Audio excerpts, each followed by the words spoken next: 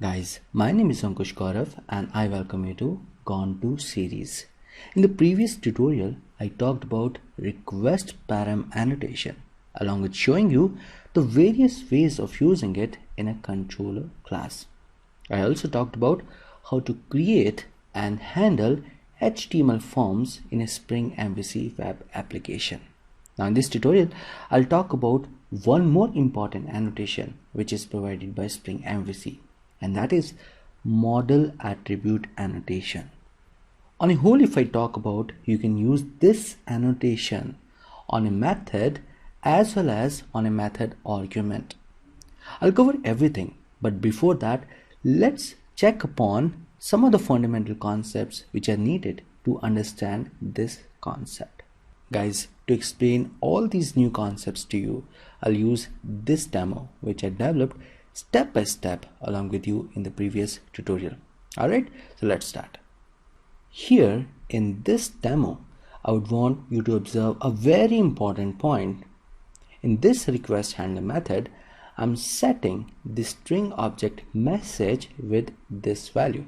And the point to note is, in the corresponding JSP file, that is admissionsuccess.jsp file, I'm retrieving this value by simply referring to its name. This is the wonderful feature which is provided by Spring MVC. So the idea is very clear. If I'm creating some object in this request handler method and I want to access that object in the JSP file, then what I need to do, I would simply need to add that object to the model and view object using its add object method. If I do that, then I can simply access that object in the JSP file by simply referring to its name. Here I showed you this feature using a string object. Let me quickly show you this feature working with the user-defined object student, and consequently I would explain everything about the model attribute annotation and its working. Alright, so what I'll do, I'll first include a student class in the project. Just to save some time, I've already included this class in the project. The student class is having two properties in it, student name and student hobby, along with other getters and setters methods. Let me make all those required changes in the request handler method here in this controller class and the corresponding JSP file, that is admissionsuccess.jsp file, and then I'll explain all those modifications and related concepts to you. Alright, so here I've modified the request handler method with this code. Now let's modify the admissionsuccess.jsp file also. Cool. So now all modifications I have made here. Now let's understand what I've done in this JSP file and the corresponding request handler method here. It's a very simple change which I've made here in this request handler method. Let's go through it. Here I'm first creating the student object with the values name and hobby, which I'm retrieving from the form which user would submit. And then I'm adding the student object to the model and view object with this statement. There's one more object I'm adding to the model and view, that is the value of header message string object with this value, that is Gone to College of Engineering, India. And in the corresponding admissionsuccess.jsp file, I'm simply retrieving both these objects, that is header message string object and student object. How? Using this HTML code. I'm first retrieving the value of header message and then I'm retrieving the value of student object with this code. Alright, now let's check this application running on the browser with all these modifications, and then I'll talk about the most important concept for which I'm laying all these foundations. Enter this URL on the browser, click enter. My application has sent this form. Fill up the form with the values, submit the form. Cool, my application has sent this as a response back. Gone to College of Engineering India is the value of header message string object, and Mr. ABCXYZ and music are the values of student object, which I set here in the request handler method and accessed in the admissionsuccess.csv file. Guys, now I'm going to talk about a very important concept, and I would need a little more attention of yours to understand it. Here in this request handler method, I'm doing two important things. First is I'm writing code for binding the request parameters values with the corresponding properties of the user defined object student with this code. And the second important thing which I'm doing here is I'm adding the user defined object, that is student object, to the model and view object using model and views add object method like this. Spring MVC says this is the right way of doing things for a requirement like this, but I give you an option for writing less code and do more things with the help of model attribute annotation. Alright, let me tell you what exactly I'm talking about here. Here I'm first extracting request parameters using request param annotation. Then I'm creating student object. Then I'm binding request parameters values with the corresponding properties of the student object, and then I'm including student object into the model and view object using its add object method.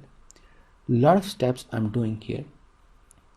Spring MVC says if you replace this line with simple this line, that is, I would use model attribute annotation on the method argument like this on student object this way. Then I really don't need to write code for creating the student object. I don't need to write code for binding individual request parameters values with the corresponding properties of student object. Also, I don't need to write this last line where I'm adding student object to the model and view object. Isn't it a good feature which Spring MVC provides? You just write code like this. That is, you just use model attribute annotation on a student object, and then you really don't need to write explicitly code for binding request parameters with the corresponding properties of student object. And also, you really don't need to write code explicitly for putting student object to the model and view object. So using model attribute annotation on a method argument like this, I'm gonna doing more things with less code. If you don't want to use model attribute annotation for a requirement like this, then you have to explicitly write code yourself like I showed you before using model attribute annotation. Ideally, with this change, my application behavior would not change. If I run this application on the browser, it would behave in the same way as it was behaving before including model attribute annotation. Let's see it running on the browser.